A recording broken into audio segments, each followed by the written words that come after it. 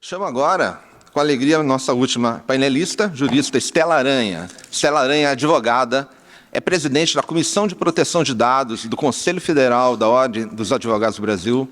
Ela é membro da Comissão de Juristas do Senado Federal sobre regulação de inteligência artificial também. Estela Aranha, por favor, tenha a palavra. Olá, bom dia a todos. Enfim, agradeço o convite para estar no evento e a todos os membros da mesa e todos que estão assistindo a gente de manhã. Eu vou sumarizar um pouco a minha fala, eu não sei se eu vou conseguir falar tudo, porque por conta do nosso tempo, mas a ideia justamente é falar, quando a gente está falando de regulação de tecnologia, a gente chama de regulação, uma opção, inclusive, né, da nossa comissão, foi a regulação sociotécnica, justamente com o que o professor Danilo falou agora há pouco, da gente não tornar essa regulação logo obsoleta. Então, nós pensamos em regular os efeitos das tecnologias, né? E aí eu queria explicar por que nós temos que regular alguns efeitos das tecnologias, né? Por que os instrumentos... E assim, a gente obviamente só precisa regular porque os instrumentos legais existentes hoje, eles não são suficientes para lidar com esses novos desafios. E é necessário novos marcos normativos. Então, eu vou trazer um pouco por que é necessário e quais são esses desafios da necessidade. Dentro, né, da inteligência artificial, acho que o principal fator, e que eu vou explorar um pouquinho mais, é a mudança da lógica de decisão, que é da lógica de causalidade para a lógica de correlação e os impactos que ela tem na vida de todo mundo, né? A outra questão da inteligência artificial que é essencial é a questão da opacidade, que a gente vai falar. A opacidade é o oposto da transparência, do acesso e da explicabilidade. A outra questão também que vamos tratar aí para dialogar bastante com a fala da professora Laura é a questão dos vieses dentro da própria arquitetura dos sistemas de inteligência artificial. Normalmente, há a criação de vieses nessas decisões e como que a gente trabalha para reduzir esses vieses, eu vou explicar um pouquinho mais. A outra questão é em relação à complexidade das cadeias de produção de inteligência artificial e o que ela impacta na reparação de danos, né, e de como a gente tem na nossa Constituição o princípio da reparação integral, como que a gente vai lidar com isso, né? O outro impacto é sobre a questão de proteção de dados, que o professor Farinha falou, e sobre vigilância, né? Que você coletando um número maior de dados, você pode ter uma vigilância maior nos sistemas. E finalmente, né, a questão sobre autonomia humana versus, né, tudo que tira a nossa autonomia, que é desde o tecnodeterminismo até, enfim, a liberdade cognitiva. E eu queria também acrescentar no final, não sei se a gente vai ter tempo de falar disso, que é uma visão do sul global, que é a questão das desigualdades, né, estruturais, seja do racismo estrutural, seja da desigualdade social, econômica e estrutural, porque quando a gente fala de inteligência artificial, a gente está falando de decisões baseadas em dados. E nós estamos falando disso em um país que tem um abismo digital, que separa as pessoas, né, do acesso aos dados, inclusive os dados para se tomar decisões sobre as pessoas, né, que dados são acessados, e também de infraestrutura digital, no próprio uso, né, a gente não tem a infraestrutura digital em relação ao país todo. Então, isso tem muita diferença em relação também às discussões do norte global, e isso impacta também nas decisões, e a gente precisa ter soluções para isso, que eu não sei ainda quais são, porque não são muito debatidas de modo geral.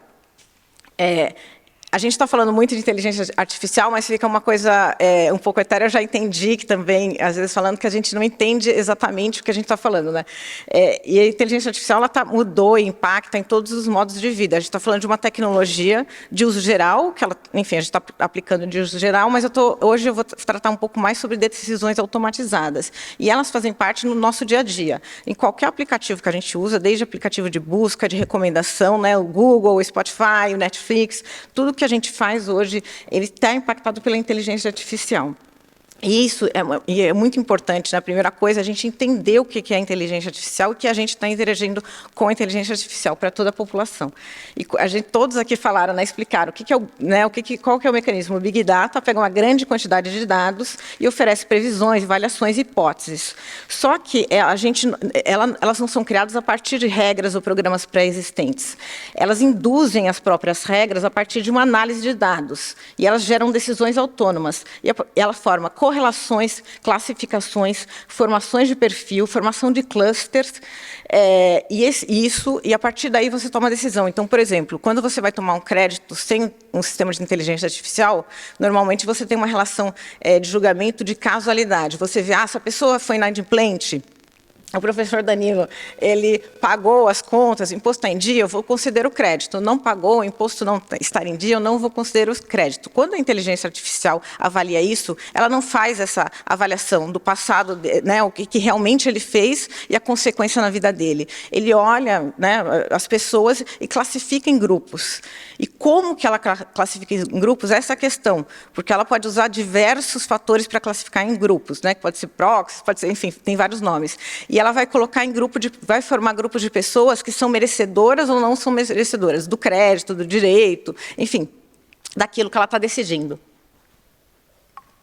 Muitas vezes, com efeitos significativos na vida das pessoas, o próprio crédito é um efeito significativo, mas até efeitos legais. A gente vê a utilização desses sistemas, por exemplo, para petição de execução de pena, ou até mesmo dentro do sistema penal. Então, ela não olha exatamente o indivíduo, ela coloca o indivíduo no grupo. Então, o primeiro problema é esse. Não necessariamente porque aquele indivíduo está no grupo, o resultado daquele indivíduo é igual ao grupo. E a gente não sabe por que se coloca num grupo, né? E, normalmente, não se conhece os proxies. Então, tem por exemplo, desde grupos classificas em relação ao CEP da pessoa, onde ela mora, em relação à nacionalidade, e isso é um problema, né, que a gente fala de opacidade, também saber como que as pessoas foram classificadas e por que estão nesse cluster. Né? Então, essa questão relevante, que a Laura falou bastante, né, da substituição da lógica de casualidade para correlação. Quando você fala de correlação, a probabilidade de um evento ocorrer caso o outro se realize, né? Essa relação estatística. Então, ele detecta padrões e essas correlações. Mas, não necessariamente, essas correlações são semelhantes. Então, eu vou falar para vocês entenderem, né, um exemplo que você da área médica, né, o diagnóstico médico é uma das áreas mais desenvolvidas de inteligência artificial, e é muito importante. Mas tem alguns exemplos, por exemplo, o FDA, que é uma área nos Estados Unidos que se desenvolveu muito a regulação de inteligência artificial para a saúde, né? Teve um caso, por exemplo, dos exames de pulmão, em que foram avaliados esses exames de pulmão e tinha um problema sobre qual o padrão que foi usado. E se descobriu que os erros da máquina é que, ao invés de ela olhar o exame, as manchas e colocar o diagnóstico lá de problema de pulmão, de câncer de pulmão, porque tinha sido feito, enfim, todo o sistema tinha sido feito no hospital de detecção de pulmão e foi espalhado para um sistema de saúde. A correlação que a máquina fez foi do equipamento que se estava fazendo o exame de pulmão. Eram equipamentos portáteis que iam para o quarto, porque as pessoas estavam muito ruins de pulmão, não podiam descer para fazer o exame de pulmão, então a máquina ia para o quarto, fazia o exame de pulmão, o pulmão estava grave. Mas aí os dados foram feitos a partir, né, machine learning, de um hospital que fazia tratamento de pulmão. Quando você passa para todo o sistema, não necessariamente seu pulmão está ruim e a máquina tem que ir no seu quarto. Ela vai no seu quarto porque você está atropelado, ou que você tem outras coisas. E o exame no diagnóstico estava dando positivo, porque a correlação que a máquina estava fazendo era de um proxy, e que, enfim, depois se investigou, não tinha a ver com a imagem, e sim com qualquer outra coisa que estava dentro dos dados dela. Então, por isso, essa importância da correlação, porque não necessariamente a correlação que a máquina está fazendo é uma correlação significativa, não necessariamente essa correlação é natural daquilo que você está buscando, ela pode forçar correlações, né? Elas podem fazer de fatos não significativos para aquilo que você está investigando, para aquele objeto que você está investigando. Por isso, isso é muito importante, né? Tanto na confiança, né? No sentido de você confiar num sistema de inteligência artificial para diagnóstico na medicina, isso é muito grave, né? Como é que o médico vai usar? E aí, como que o médico vai saber que o exame não está correto? E o médico tem que saber que isso é um sistema de correlação e não que ninguém olhou o exame. Geralmente não sabe. A gente sabe que hoje se usa inteligência artificial para diagnóstico médico no Brasil e nem o médico paciente está sabendo que está fazendo uma correlação estatística e não está olhando exatamente os próprios exames. Então, essa questão da transparência, explicabilidade, também é uma questão muito importante, né? Outra importância dessa questão, né, de correlações é a criação de bias, né? Bias são vieses.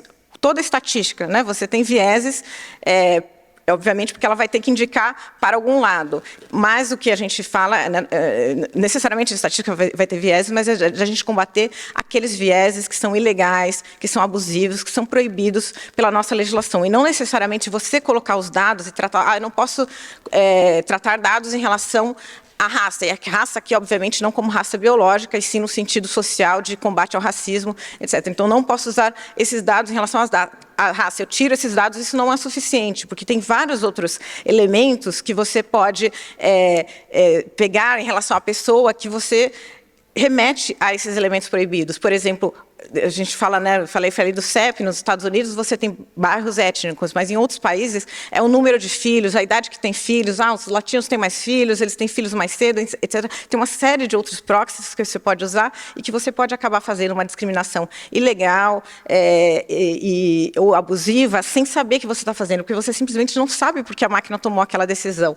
Então, esta é uma questão muito importante. E sobre vieses discriminatórios, né, e qual o nível do problema, eu vou colocar aqui um pouquinho aqui a história da bias, que acho que não estou... aqui. Eu estou dando um exemplo que é um sistema da UI, que é de uma ONG, chama OpenAI, que é justamente um sistema de imagens realistas de artes para descrição de linguagem natural. E é um sistema que eles já trabalharam todas as mitigações de riscos possíveis para não gerar imagens violentas, ódio de conteúdo adulto, não colocar fotos reais e tentaram trabalhar todos os estereótipos sociais. Mesmo sendo, né, hoje a tecnologia mais avançada, a gente não tem jeito. Como ele usa a base de dados abertas da internet para colocar, quando a gente está falando de bias ou vieses racistas, né?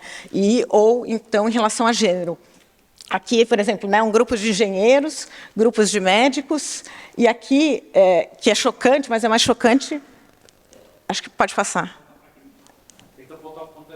Desculpa. Não. Aqui, né, cientista da computação ou cientista de processamento de linguagem natural, que é justamente esse elemento. Realmente mais um. E aí o mais chocante, né? White people e black people. Volta, que é uma imagem muito, muito chocante. Para a gente ver, é importante vermos a imagem para saber, isso é em relação a transformar a linguagem em imagem. Mas tudo isso existe em todos os sistemas de inteligência artificial, em linguagem, seja em código ou seja em linguagem natural. Então, e aí é uma questão, né, de quando a gente está falando de regular riscos, né, é claro que é muito importante, obviamente, para não, enfim, ter a questão, né, do desenvolvimento tecnológico, a gente sempre focar em riscos, mas tem questões que pressupõem os riscos. Não adianta nada a gente ter 1 milhão de sistemas de inteligência artificial de baixo risco que está reforçando esse tipo de bias, né, de vieses. Isso é natural da arquitetura dos sistemas, né? Então, eventualmente, você vai fazer a avaliação de risco, vai fazer de um sistema. Então, esse risco eventualmente tem esse viés, mas não tem problema, porque o impacto nas decisões dele é muito pequeno.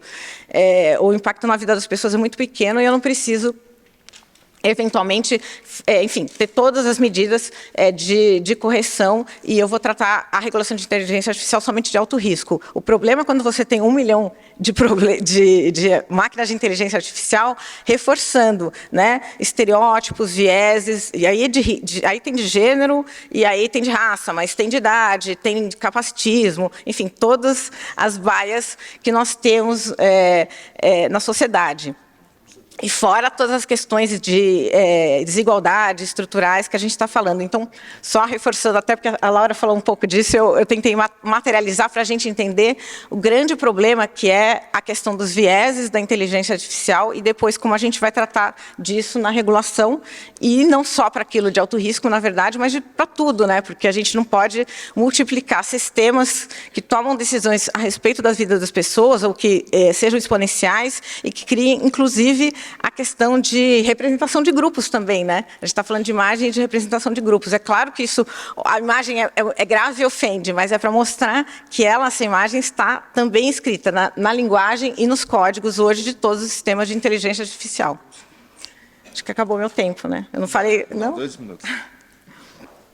Enfim, e aí, então, só para, como não acabou ainda, continuar, eu acho que eu escrevi aqui 2 horas, porque eu falei o primeiro ponto, né? Uma das questões mais importantes em relação, né, a tomadas de decisão para a gente se conhecer e saber, e entender que essas tomadas de decisões... Pode tirar, por favor, que a imagem é muito forte e a gente não consegue concentrar. Para a gente entender que esse tipo de coisa acontece, é por isso que é necessário transparência, explicabilidade e jeito de explicação. E aqui 2 conceitos que eu queria deixar claro, a diferença entre explicabilidade e direito à explicação. Tem uma diferença. Quando a gente está falando de direito à explicação, é o direito a uma explicação individual, do indivíduo que teve uma decisão negada ou aprovada, entender aquela decisão em relação a si mesmo. E explicabilidade é em relação aos sistemas, a todos os usuários do sistema. Eventualmente, até não é o usuário final. De repente, o médico precisa da explicabilidade do sistema de diagnóstico dele para saber como se chegou ao resultado do pulmão, e de que não foi a máquina, e sim uma avaliação da imagem. Né? Isso é uma questão de explicabilidade e interpretabilidade dos sistemas. O outro é, obviamente, a pessoa que teve uma decisão negada de ter o acesso ao direito da explicação, que é o direito à explicação que a gente já tem regulado. Na regulação de inteligência artificial, da proposta europeia, ela não fala do direito à explicação, porque ele já está previsto no regulamento, no GDPR. Então, ele não toca nisso para não ter overlap. Ele só fala somente sobre a explicabilidade, da gente compreender como os sistemas são feitos justamente para que essa série de riscos que eu coloquei aqui, entre eles a questão de bias, seja combatido. Então, esses são elementos muito importantes dentro da regulação.